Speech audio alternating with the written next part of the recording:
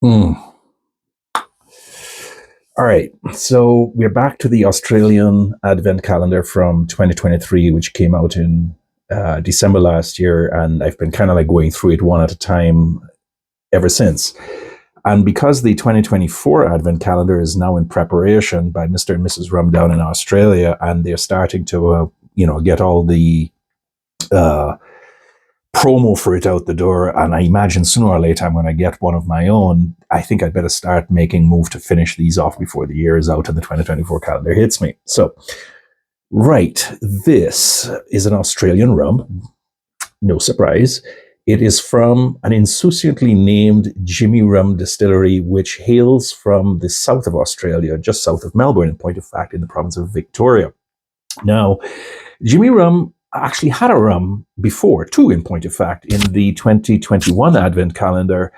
And I thought they weren't bad. The silver was kind of, but the original RumRum that they call this, because this is actually the RumRum batch number 4, but the original one wasn't too bad. I quite liked that one. I think I scored that one about 80, 83, 84 points. Now, Jimmy Rum's RumRum batch number 4, which was made in 2023, or at least it was bottled then, is actually 4 years old. The other one, the previous one, was 3. So right away, you've got something that's aged a little bit more than the standard. I mean, all these young Australians are new, so they tend to have fairly youngish rums. We haven't yet seen a 10-year-old, but I'm sure one of these days we will. Um, Now, Jimmy Rum was founded around 2015 by James McPherson. He was a marine engineer, and apparently he fell in love with rum for whatever reason after he sailed the high seas and then retired after 20 years. And apparently he decided almost as a joke to kind of like see what he could do. And being who he was, he went on a whirlwind tour of something like 70 distilleries in 3 months, which clearly channel is an inspiration that Mr. Nicholson from New Zealand took seriously when it was his turn to go running around the rum festivals a couple of years ago.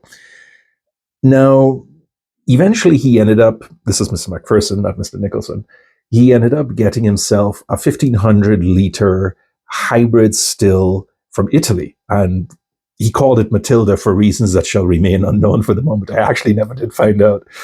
And he does have a number of different types of rums. For example, he has rums that are aged in different woods. He's got one that's called the Queen's Share. He's got another one called the Oaked, and then there's the Cane and Grain and the Silver and the RumRum series. Each one of them has certain distinctive features of its own. For example, the Navy rum, romantically named, is around 57%, and the Queen's Cut is using lees, and it's doing like what Maggie Campbell did back in privateer days when she was doing the Queen's Share, that kind of thing. The RumRum, however, is as about as standard a rum as you're going to get. The same sort of molasses is being taken from the same uh, Sunshine Sugar factory in New South Wales. It's being fermented in the same 2 5,000 liter fermenters. And at the end of the day, it comes out and he puts it into 200-liter American oak casks. Now, these were originally filled at 65%, but after 4 years of aging, he kind of takes it down to 50.3%, and then he issued it to the Rum Advent calendar, which is how I have it. Now, so this is about as standard a rum as you're going to get. And I've really liked the work that Jimmy Rum has done in the past, and I want you to think about what this thing smells like. It isn't bad at all. I mean, it's got a sort of like a dusty opening nose.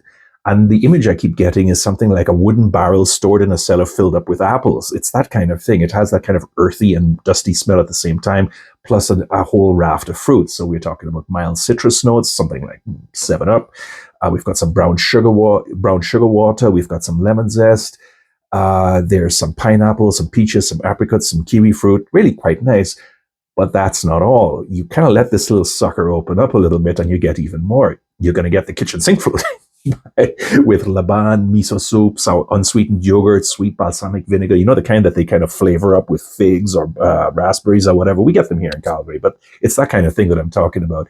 But there's also some nice little spices in there, sort of like whipped cream sprinkled with cinnamon and a little bit of vanilla. And it really is quite aromatic. For a 4-year-old, this isn't bad at all. But I mean, 50%, you're going to get something there. The palate is also quite good. as I recall. I'm going to try it for like the 5th time today. Mm. So it's got honey, it's got tawny wax notes, brown sugar, brine, olives. I like the pastry notes that are kind of like running around in the background there. It's like freshly baked croissants, but with with butter and then sprinkled maple syrups, and then you've got the butterscotch and the vanilla, some bitter chocolate, coffee grounds, and then here's the part that I really like. You can use it. You crack open a fresh tamarind pond, you get that kind of smell to it, slightly sour but not quite, and that's really what I like about it. It gives a really nice finish to it. Now, at the end of the day, the finish itself isn't all that great. I mean, it kind of doesn't overstay its welcome, but it isn't all that quick either. You're going to get some tamarind, some ruby grapefruit, some apricot, some vanilla and cinnamon and so on. Not a whole lot more, but it's good for government work, as I like to say. And on that basis, it's perfectly fine. Okay, so evaluation. I quite like this one. And the reason why is because young rums of this age, generally speaking, that we are familiar with are called ambres or they're called golds or, whatever. But they tend to be blends and they tend to be mass market. And this one absolutely isn't. This one is much more exacting in its quality, I thought. And I tend to shred the cheap blends because, well, they're cheap blends and they're good for mixing and nothing else. This one has a little bit more oomph to it, therefore, and can be either sipped neat or you can mix it into something like a daiquiri or mojito, whatever you decide to do with it. It does have a little bit of aging in it. That is evident. Yes, it is a bit sharp. You can't get away from that, but it really isn't bad.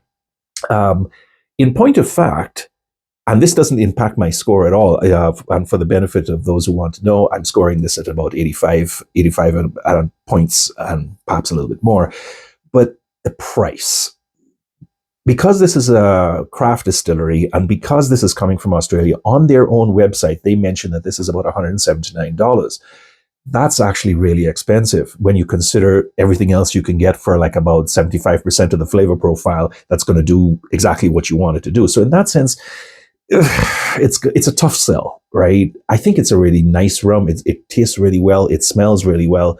It can do good things, but the price is maybe a beater for most people. If you can get it, I would strongly recommend you try it. For some reason, this thing evokes some incredible memories for me. It has some really strong stark images of autumn, of honey, of bees, or birds flying south for the winter, that kind of thing. In my review, I actually mentioned what it truly makes me feel like, but I don't think I'm going to put that in this review. You can read it if you really want to, but in its own little way, I really like this one. And if you can get it, I recommend you at least give it a try. If you have the coin, buy it. And it's a neat piece of work, and I like it. So that's where I'm going to leave it for today. We are going to try and finish the other 2 or 3 Advent calendar rums I have. But for the moment, I hope you have a really good weekend, and I will see you again next time. Take care, everybody. Bye-bye.